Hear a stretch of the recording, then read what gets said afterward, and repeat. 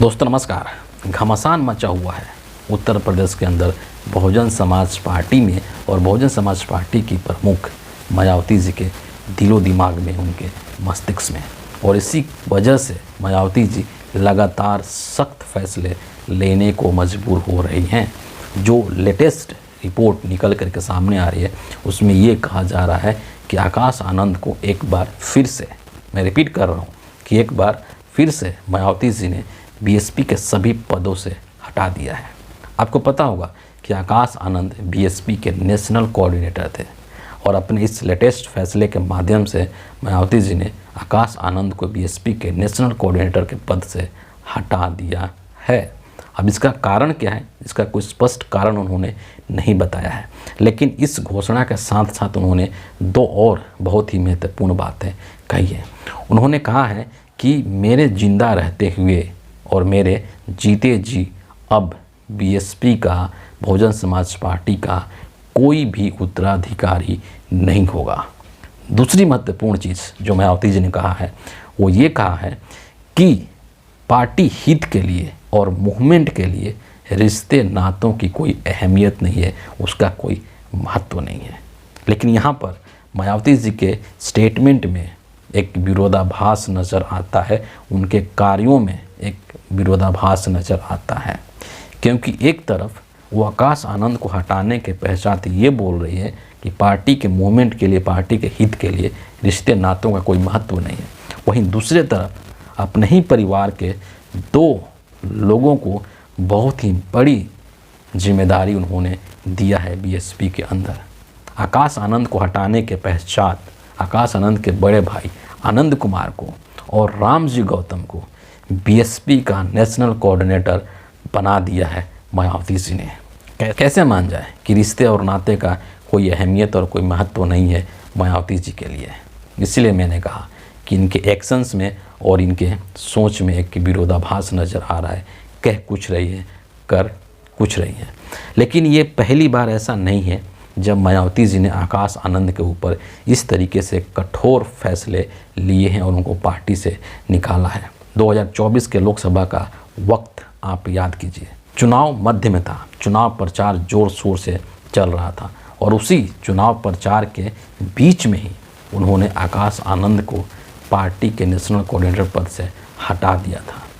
और कारण क्या बताया था मायावती जी ने? कारण ये बताया था कि आकाश आनंद अभी राजनीतिक रूप से अपरिपक्व हैं, उतने मैच्योर नहीं हुए जितने कि उनको होना चाहिए था और इसीलिए उनको पार्टी से हटाया जा रहा है। जबकि हकीकत ये था कि उस समय यानी कि लोकसभा चुनाव के समय जो आकाश आनंद है उन्होंने बीजेपी को लेकर के, नरेंद्र मोदी को लेकर के, अमित शाह को लेकर के एक बहुत ही तल्ख टिप्पणी किया था, एक बहुत ही एग्रेशन वाला भाषण दिया था और उस भाषण से कहीं ना कहीं मायावती जी डर गई थी, क्योंकि मायावती जी को बीजेपी के राजनीति के बारे में भली भांति से पता है और इसीलिए उनको शायद ये डर लग गया कि कहीं ना कहीं ऐसा ना हो कि आकाश आनंद के ऊपर किसी भी तरीके का कोई कानूनी कार्रवाई कर दिया जाए बीजेपी की तरफ से, ईडी, सीबीआई और पता नहीं क्या क्या। और इसी डर से उन्होंने उस समय आकाश आनंद को हटा दिया था। थोड़े दिन पहले ही अभी आकाश आनंद के ससुर हैं अशोक सिद्धार्थ, उनको भी मायावती जी ने बहुत ही भला बुरा सुनाया था, उनकी बहुत ही झाड़ लगाई थी और उनको भी बीएसपी के पद से, बीएसपी के पार्टी से हटा दिया था। और उसके पीछे जो है, जो अशोक सिद्धार्थ हैं, उनको हटाने के पीछे दो बहुत ही प्रमुख कारण मायावती जी ने बताया था। सबसे जो पहली वजह थी वो ये थी कि उन्होंने, यानी कि अशोक सिद्धार्थ ने बीएसपी को बहुत नुकसान पहुंचाया है। खास करके दिल्ली के अंदर जब विधानसभा चुनाव हो रहा था तो उन चुनाव के समय में अशोक सिद्धार्थ जो है वो पार्टी को नुकसान पहुंचा रहे थे और पार्टी लाइन से अलग हट करके काम कर रहे थे। इसके अलावा कई मौक़ों पर अशोक सिद्धार्थ ने ऐसे काम किए जिसको लेकर के मायावती जी खुश नहीं थी और उनको लग रहा था कि कहीं ना कहीं से पार्टी को नुकसान होने वाला है और इसीलिए उनको पार्टी से हटा दिया।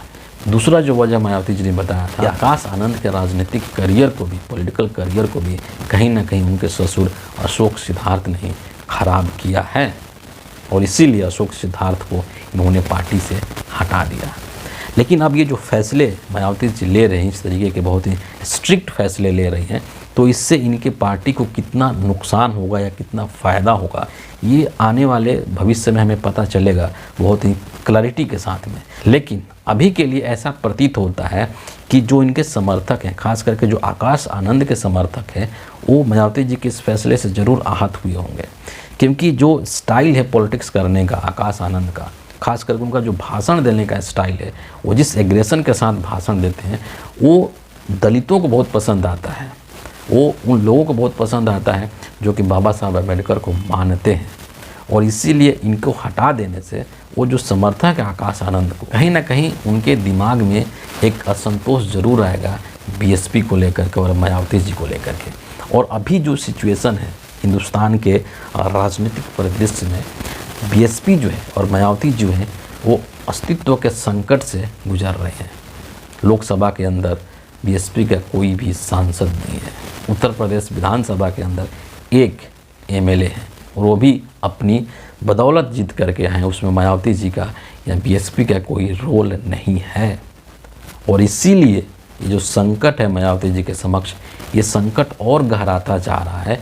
कारण ये है कि मायावती जी के ऊपर बीजेपी के बी टीम का लेबल लग चुका है।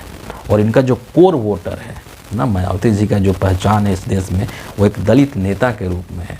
और न सिर्फ उत्तर प्रदेश के अंदर बल्कि पूरे हिंदुस्तान में, और ख़ास करके जो हिंदी भाषी राज्य है वहाँ पर मायावती जी का एक वोट बैंक है।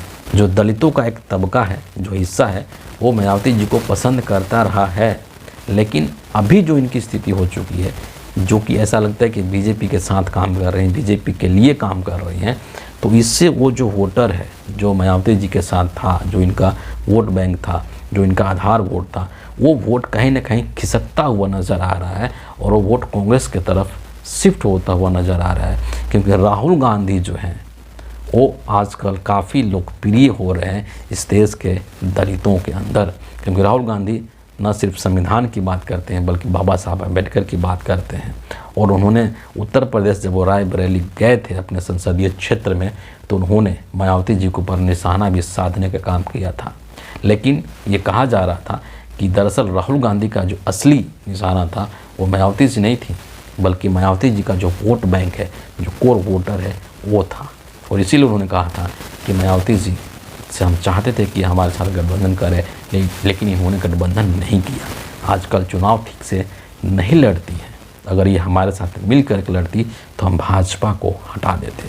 हिंदुस्तान का जो दलित समाज है, चाहे उत्तर प्रदेश का हो चाहे वो कहीं का भी हो, वो किसी भी हालत में बीजेपी को पसंद नहीं करता है। क्योंकि बीजेपी की जो छवि है वो एंटी दलित है, बीजेपी की जो छवि है वो एंटी संविधान है और एंटी बाबा साहब है। देश के दलित इस चीज़ को कतई भी स्वीकार करने को तैयार नहीं है। दूसरे तरफ जो मायावती जी हैं, जब दलितों के ऊपर किसी भी तरीके का अत्याचार होता है, बाहर को तो छोड़ दीजिए, उत्तर प्रदेश के अंदर ही जब दलितों के ऊपर किसी भी तरीके का कोई अत्याचार होता है, उत्पीड़न होता है, तो मायावती जी वहाँ पर साइलेंट हो जाती हैं, कुछ भी नहीं बोलती हैं। इससे दलितों के अंदर नाराज़गी है। दूसरी तरफ राहुल गांधी की तरफ, कांग्रेस पार्टी की तरफ इनका झुकाव, इनका रुझान बढ़ता जा रहा है। और इसी डर से मायावती जी जो है वो अपने राजनीतिक अस्तित्व के संकट से गुजर रहे हैं। और इसीलिए वो इस तरीके के कड़े फैसले ले रही हैं और बता रही हैं कि हमारे लिए पार्टी ही सबसे महत्वपूर्ण है, पार्टी का मूवमेंट सबसे महत्वपूर्ण है। लेकिन अगेन मैं ये कहना चाहूँगा कि उनकी कथनी और करनी में किसी भी तरीके का कोई संबंध दिखाई नहीं दे रहा है। वो कहती कुछ है और करती कुछ है। कहती हैं, बात करती हैं संविधान की, बात करती हैं बाबा साहब अम्बेडकर की, लेकिन उनकी जो करनी है वो बीजेपी के साथ जा कर के जुड़ जाती है, उन ताकतों के साथ जा कर के जुड़ जाती है जो उसी संविधान को ख़त्म कर देना चाहते हैं, जो उन्हीं बाबा साहब अम्बेडकर का रात दिन अपमान करते हैं। इसीलिए दलितों के बीच में मायावती जी की विश्वसनीयता लगातार घट रही है। इनकी जो क्रेडिबिलिटी है उसमें लगातार टेंट लग रहा है। और जो दलित है इस देश का, न सिर्फ उत्तर प्रदेश का बल्कि पूरे देश का, उसका झुकाव अब दूसरे तरफ जा रहा है। और मायावती जी से एक तरीके से मोह भंग हो रहा है हिंदुस्तान के दलितों का।